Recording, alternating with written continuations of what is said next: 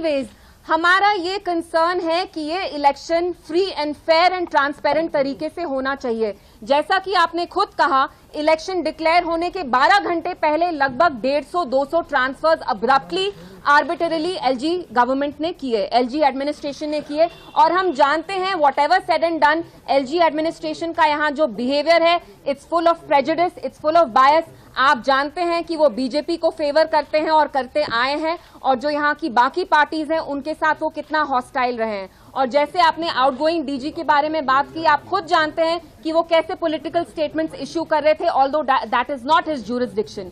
His jurisdiction, his purview lies in maintaining law and order. So of course, we also have an apprehension that this election should be free and fair. It should not favor any one political party and BJP in this case. India is the world's largest democracy. यहाँ 6 साल से election नहीं हुए हैं। आप जानते हैं, यहाँ बाबूडम चल रहा है, बाहर से ऑफिसर्स को लाते हैं, सरकारी ऑफिसर्स का, जिनका यहाँ कोई स्टेक नहीं है, कोई अकाउंटेबिलिटी नहीं है। तो we welcome this move, but ये चीज 6 साल पहले हो जानी चाहिए थी।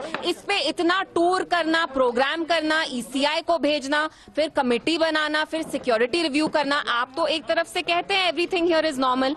अगर यहाँ सब कुछ नॉर्मल था तो इतना क्यों इनको इन्वेस्टिगेशन के बाद इलेक्शंस अनाउंस करने थे? But of course we welcome this move, क्योंकि लोगों के जो मसाइल हैं, जो इश्यूज हैं, वो कहीं ना कहीं अब हल होंगे, उनको रिड्रेसल मिलेगा।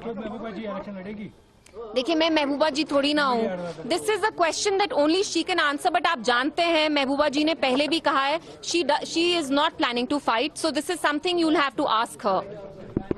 एनीवेज, हमारा ये कंसर्न है कि ये election free and fair and transparent तरीके से होना चाहिए। जैसा कि आपने खुद कहा, इलेक्शन डिक्लेयर होने के 12 घंटे पहले लगभग 150-200 ट्रांसफर्स अब्रप्टली आर्बिटरली एलजी गवर्नमेंट ने किए, एलजी एडमिनिस्ट्रेशन ने किए। और हम जानते हैं whatever said and done, LG administration का यहाँ जो बिहेवियर है, it's full of prejudice, it's full of बायस। आप जानते हैं कि वो बीजेपी को फेवर करते हैं और करते आए हैं, और जो यहाँ की बाकी पार्टीज हैं उनके साथ वो कितना हॉस्टाइल रहे हैं। और जैसे आपने आउटगोइंग डीजी के बारे में बात की, आप खुद जानते हैं कि वो कैसे पॉलिटिकल स्टेटमेंट्स इश्यू कर रहे थे, although that is not his jurisdiction.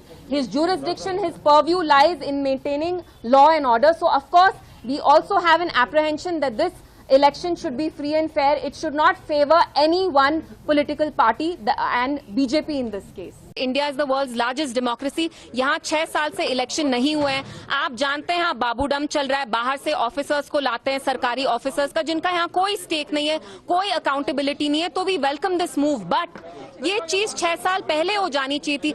इस पे इतना टूर करना, प्रोग्राम करना, ईसीआई को भेजना, फिर कमेटी बनाना, फिर सिक्योरिटी रिव्यू करना। आप तो एक तरफ से कहते हैं एवरीथिंग हियर इज नॉर्मल। अगर यहाँ सब कुछ नॉर्मल था तो इतना क्यों इनको इन्वेस्टिगेशन के बाद इलेक्शंस अनाउंस करने थे? But of course we welcome this move, क्योंकि लोगों के जो मसाइल हैं, जो इश्यूज हैं, वो कहीं ना कहीं अब हल होंगे, उनको रिड्रेसल मिलेगा।